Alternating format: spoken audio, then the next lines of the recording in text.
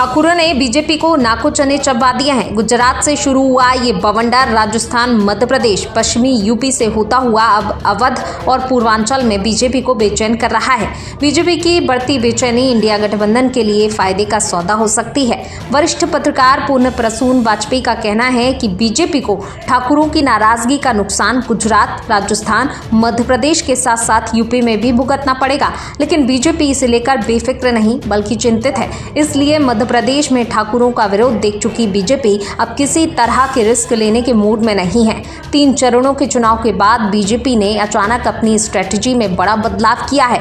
इसकी शुरुआत कौशाम्बी में होने वाली बीजेपी के मुख्य रणनीतिकार और केंद्रीय गृह मंत्री अमित शाह की सभा से होने की संभावना है।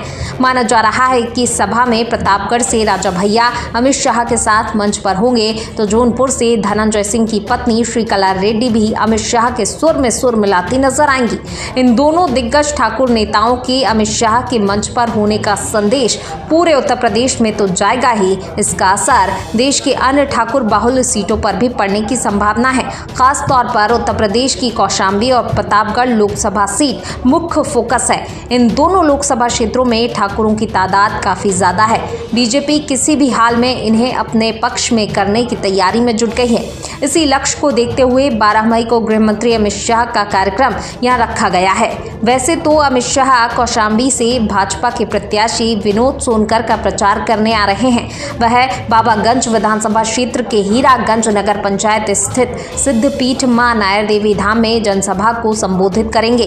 चूंकि अब तक राजा भैया बीजेपी उम्मीदवार विनोद सोनकर का विरोध कर रहे थे, लेकिन पिछले सप्ताह बेंगलुरु में राजा भैया और अमित शाह की मुलाकात के बाद स्थिति काफी बदल गई है। लोगों के मन में अब ये सवाल है कि क्या इस जनसभा के दौरान राजा भैया विनोद सोनकर के समर्थन में कुछ कहेंगे या सिर्फ प्रमुख विपक्षी दल पर ही हमला करेंगे। इस बार के लोकसभा चुनाव में राजा भैया की पार्टी जनसत्ता दल लोकतांत्रिक चुनाव मैदान में नहीं उतरी है। विनोद सोनकर और जनसत्ता दल के नेताओं में हमेशा ही वाद विवाद की स्थिति बनी रहती है। हाल ही में अक्षय प्रताप सिंह गोपाल जी ने विनोद सोनकर के खिलाफ बयान भी दिया था।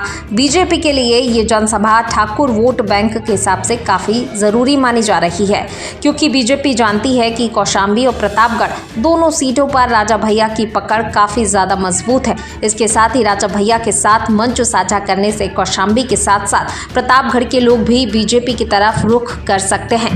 इस जनसभा में अमित शाह और राजा भैया के बीच नया राजनीतिक समीकरण भी देखने को मिलेगा। सूत्रों के मुताबिक इस बात का भी संकेत मिल रहा है कि यूपी में जून के बाद राजा भैया योगी मंत्रिमंडल का हिस्सा बन सकते हैं। कौशाम्बी और प्रतापगढ़ दोनों सीटों पर पकड़ बनाने के लिए बीजेपी की नई रणनीति अपनाई है, जिसमें ठाकुर नेताओं को बीजेपी अपने मंच पर ला सकती है। जानकारी के अनुसार 10 मई को दिल्ली में दूसरे ठाकुर नेता धनंजय सिंह ने भी अमित शाह से मुलाकात की। ये मुलाकात लगभग 45 मिनट तक चली। दोनों नेताओं की हुई मुलाकात से अंदाजा लगाया जा रहा है कि बाहुबली धनंजय सिंह की पत्नी श्रीकला भी अमित शाह के साथ 14 या 15 मई को मंच पर दिखाई दे सकती हैं। श्रीकला को साथ लाने का मकसद जौनपुर सीट पर ठाकुर समाज को एकजुट करने का है। बीजेपी दोनों ठाकुर नेताओं के साथ मंच साझा करके एक साथ होने का संदेश देगी और ठाकुर वोट बैंक को अपनी तरफ करेगी।